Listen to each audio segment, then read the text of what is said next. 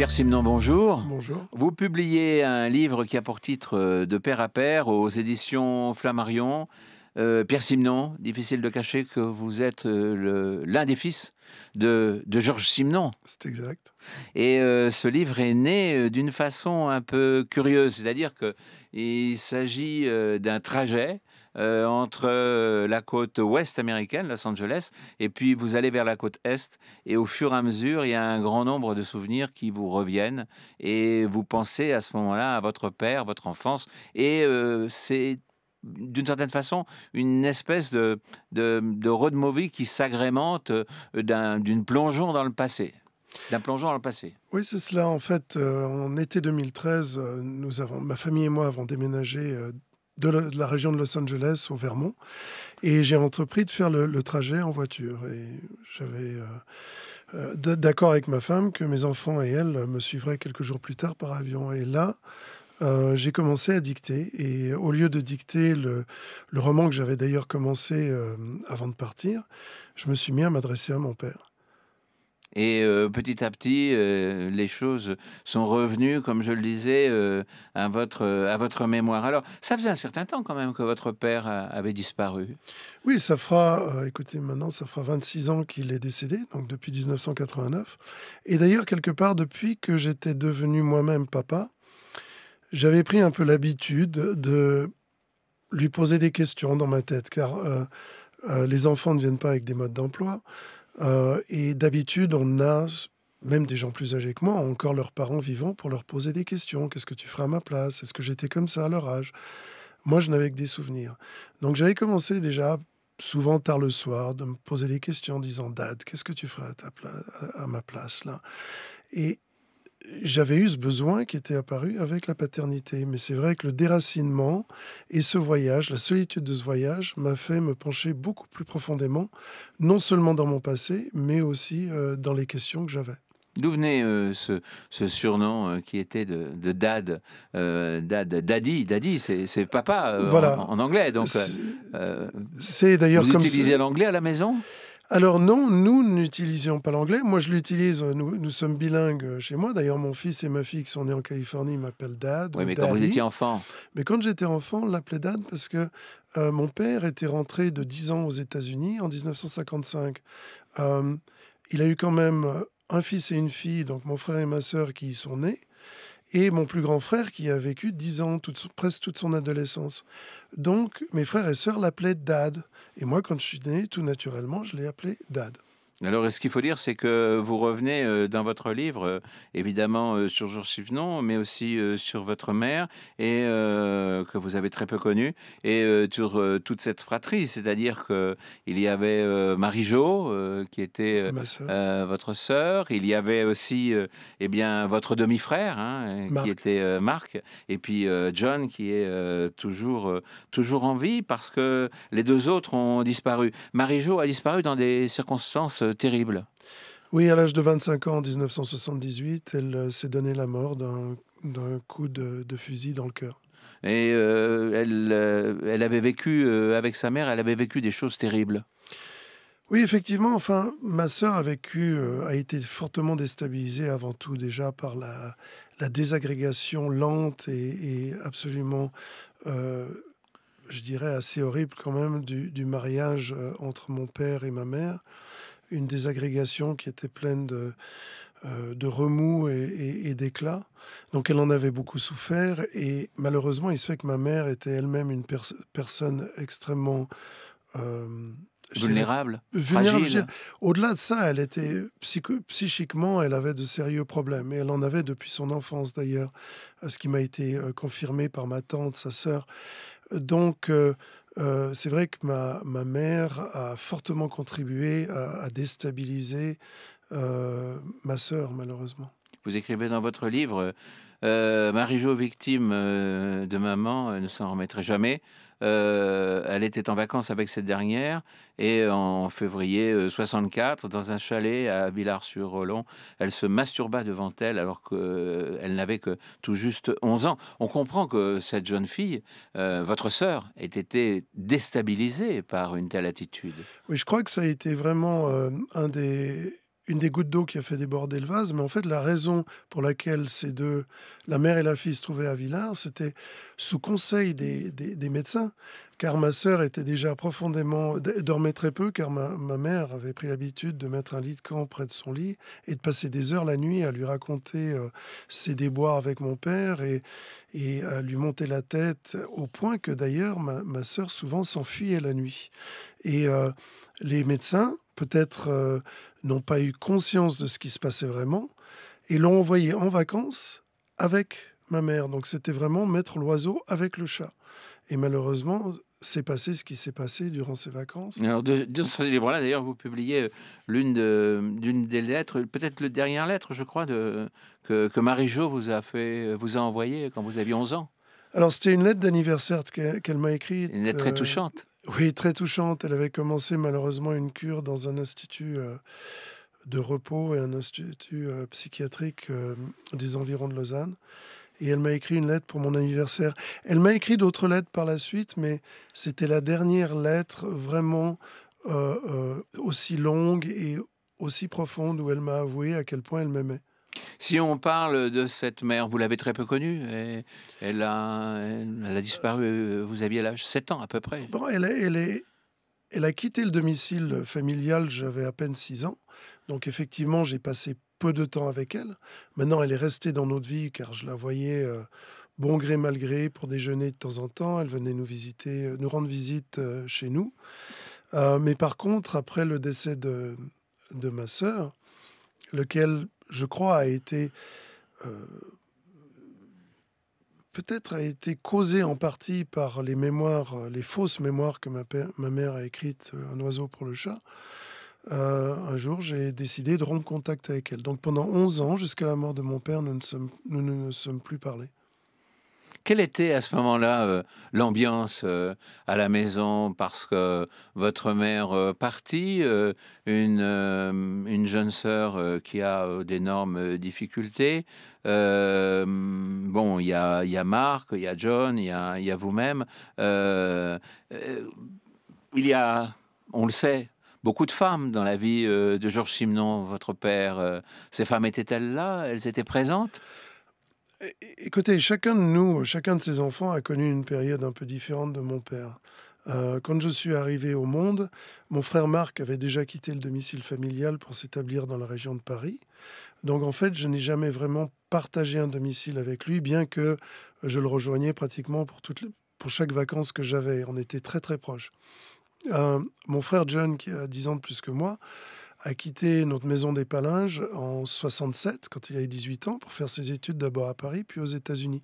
Donc en fait, très vite, c'est Marie-Jo et moi qui nous sommes retrouvés, seuls avec mon père, dans une très grande maison où il y avait un certain nombre de personnel, et puis surtout, il y avait la dernière compagne de mon père, Teresa. Et à cet âge, à partir de ce moment-là, mon père, je dirais, il n'y avait pas d'autres femmes. Mon père, ça a été probablement la période la plus fidèle et stable de la vie de mon père, une fois qu'il a été avec Teresa. Et Teresa, comment se comportait-elle avec les enfants donc de deux autres mariages, enfin, et en tout cas vous-même? Alors Teresa avait beaucoup de qualités, elle avait aussi beaucoup de défauts. Euh, Vis-à-vis des enfants, en fait, je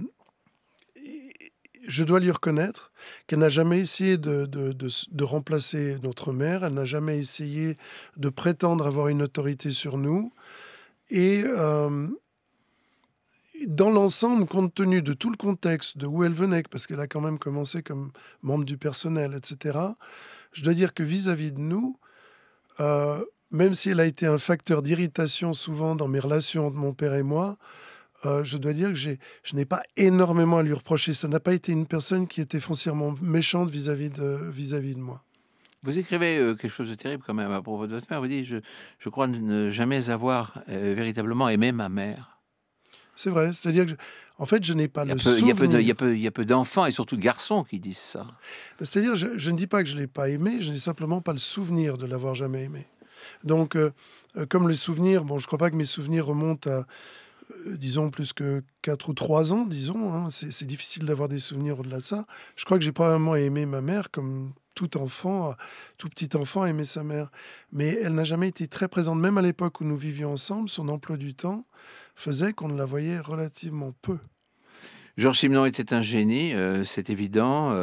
Il produisait un très grand nombre, il pouvait produire un très grand nombre de livres tous les ans, et je ne sais plus, c'est 200, 300, enfin c'était absolument inimaginable. J'ai jamais fait, je ne connais pas le décompte exact du nombre d'ouvrages publiés par Georges Simenon, qui est sûrement et encore aujourd'hui l'un des auteurs les plus lus au monde. Mais c'est aussi un homme qui ne qui, en dehors des livres, pouvait avoir a eu un très grand nombre de conquêtes. Il aimait beaucoup les femmes. Alors mon père, effectivement, aimait beaucoup les femmes. Et d'ailleurs, lors d'un entretien avec Fellini pour la presse, il est venu avec cette bombe médiatique d'un nombre qu'il a tiré de sa tête, qui était d'environ 10 000 femmes, dont 8 000 prostituées. Vous y croyez? Alors ce chiffre, moi j'étais là, et puis quand les journalistes sont partis, que Fellini s'est retiré dans son hôtel, je me suis retrouvé, je devais avoir 18 ans, 17-18 ans, je me suis retrouvé avec lui, et je lui ai dit: Dan, je vais prendre ma calculatrice et on va voir ça, parce que ça me semble quand même un peu beaucoup. Et donc on a fait le décompte, pas personne par personne, parce que c'était impossible, mais disons sur une moyenne par semaine, etc. Et on est arrivé à un chiffre plus raisonnable, entre 4 et 5 000, ce qui est toujours très respectable. C'est très respectable, ou en tout cas considérable. Comment était-il avec vous? Il s'occupait des enfants, Simenon. Georges, il était très proche de vous, très proche aussi je sais pas, de sa fille, de Marc, donc votre demi-frère, de John. Alors, je peux difficilement parler pour Pour eux, autrui, bien donc sûr. je peux parler que pour moi-même et de ce que j'ai vu. Mais oui, mon père prenait son métier de père, comme il l'appelait, très au sérieux. C'était avant tout, pour lui, être père, c'était ce qui avait le plus important. Donc, c'était un père très ouvert, très disponible, très chaleureux. Et puis, c'était quelqu'un qui était... Je crois que beaucoup de ses euh, biographes n'ont pas connu cette image de notre père, qui était quelqu'un qui était très bon vivant, qui aimait la vie, qui aimait la bonne chair, et qui aimait rire, et qui aimait passer du temps avec nous, et surtout une qualité dont j'espère avoir hérité, que j'essaie d'appliquer dans mon métier de père à moi, c'était qu'il a su rester en contact avec l'enfant et l'adolescent qu'il avait été, ce qui lui permettait de dialoguer avec nous, non pas depuis un piédestal de papa, mais presque en égalité, ou peut-être comme un grand frère. Georges avait ses défauts, mais aussi ses qualités. C'est un petit peu ce que vous dites, Comme tout être humain. hein? Comme tout être humain, il avait d'énormes qualités, il avait quelques énormes défauts. Ce Ses plus qui gros est- défauts, quels étaient-elles? Quels étaient-ils? Alors avant de vous Pardon. répondre, je dirais ce qui est important, c'est que les qualités l'emportaient largement sur les défauts. Euh, Les défauts, je crois qu'encore une fois, chaque personne les verront d'une manière différente, à différentes phases de sa vie. Moi, je dirais que pour moi-même, ce dont j'ai ce- le plus souffert, entre guillemets, peut-être souffrir est un grand mot, est un défaut qui était bien involontaire, mais qui fait que dans la première partie de ma vie, en tout cas, avec justement cette déchéance de son mariage, des problèmes de santé, il s'est senti très vieux. D'ailleurs, il a écrit un livre, Quand j'étais vieux. Plus vieux à 62 ans qu'il ne se sentait à 72 ans. C'est ça qui est intéressant. Et cette phase donc de pessimisme où il marchait plus voûté, en fait, on aurait dit qu'il était rentré dans la peau d'un vieillard quelque part. Et donc en tant qu'enfant, c'est un peu déstabilisant. Ces angoisses, on les ressent plus qu'on ne les comprend. Et si on ne les comprend pas, on imagine des choses terribles. Et donc, je crois qu'involontairement, il m'a passé certaines de ces angoisses, mais vraiment sans le vouloir. Et il aurait été très triste de le savoir. Pour beaucoup d'entre nous, évidemment, Simenon, c'est Maigret. Est-ce que les deux personnages pouvaient se confondre? Alors, je ne crois pas qu'ils peuvent se confondre, parce que c'est vrai qu'il y a, et ça c'est mon interprétation personnelle de lecteur, même pas de fils, mais c'est vrai qu'il y a pas mal de Simenon dans Maigret, mais d'un autre côté, je crois qu'il y a une bonne partie de Maigret qui est le Simenon que Simenon aurait voulu être. Par exemple, je prends un exemple typique, mais la relation entre Maigret et Madame Maigret, je crois que c'est un idéal du couple que mon père avait, et je ne suis pas sûr qu'il l'a jamais trouvé. Oui, on le voit bien, quand effectivement on lit les livres.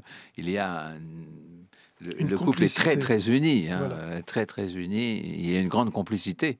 et une simplicité. Et Oui. là, cette complicité de tous les jours, ces petits bonheurs qui font, je crois, l'essence d'une vraie relation à long terme. Aujourd'hui, Marc a disparu, Marie-Jo a disparu, reste John. Quels sont alors, vous voyez avec votre frère, vous évoquez le souvenir de votre père? Nous l'avons fait beaucoup, mais depuis quelques années, nous ne nous voyons plus. Vous êtes, fâchés? Disons que nous avons nos différends. Et vous vivez de l'autre côté, aux États-Unis aussi. C'est Ça peut vrai. expliquer les choses. La géographie a assez peu à voir avec tout ça. Est-ce qu'il y a un livre de Simon que vous aimez bien? Il y en a plusieurs parce que et je suis loin de les avoir tous lus à ma grande honte parce qu'il a écrit à peu près, 200 livres, sous son nom, plus, plus de 200 sous pseudonyme. Mais enfin, j'en ai quand même lu plusieurs dizaines. Oui, il y en a certains. D'abord, il y en a un que j'adore qui est, Le Petit Saint, qui est un livre, d'ailleurs un peu inspiré de son enfance et qui est un grand rayon de soleil, pas du tout un livre, gris, comme beaucoup de ses livres. Et puis il y a Les Anneaux de Bicêtre, qui est un très, très grand bouquin et j'ajouterai à ça Les Volets verts et Les Inconnus dans la maison. Est-ce que, quand vous avez, achevé ce livre, de père à père, Pierre Simon, est-ce que finalement, vous en avez tiré un certain nombre de conclusions et vous vous êtes dit: «Bon, bah, voilà ce qu'il faut que j'inculque à mes enfants, voilà ce qu'il me reste de papa et voilà ce qu'il faut que je fasse passer aussi, à mes enfants». Alors ce qui est bien, c'est que bon, d'abord, je n'écris pas aussi vite que mon père, d'ailleurs, il y a aucune comparaison possible. Mais donc ça m'a pris à peu près le 1er jet, je l'ai effectivement dicté, hein, lors d'un trajet d'une semaine et puis après, bon, j'ai retravaillé ce texte. Donc au cours des 2 ans qu'a été le processus de production de ce livre, petit à petit, je me suis effectivement rendu compte de beaucoup de choses que mon père m'avait apportées. Ces souvenirs ont répondu à certaines de mes questions et je crois sincèrement, j'ai en fait réalisé que mon père avait déjà fait en sorte que je devienne un père, enfin le meilleur père possible. Je dis pas que je suis un bon père, mais en tout cas, je suis le meilleur père possible. Et ça m'a aussi permis non seulement de me délester d'un poids, le poids du passé qu'on a tous quelque part, hein, qui peut être positif ou négatif, et finalement de laisser à mes enfants une espèce de testament sentimental où ils pourront découvrir non seulement leurs grands-parents qu'ils n'ont jamais connus, leur oncle, leur tante, mais aussi le petit garçon que j'étais. Merci beaucoup, Pierre Simon. Alors, je rappelle le titre de votre livre, qui est un livre très touchant et émouvant, de père à père, donc publié aux éditions Flammarion. Merci beaucoup. Merci à vous, c'était un honneur.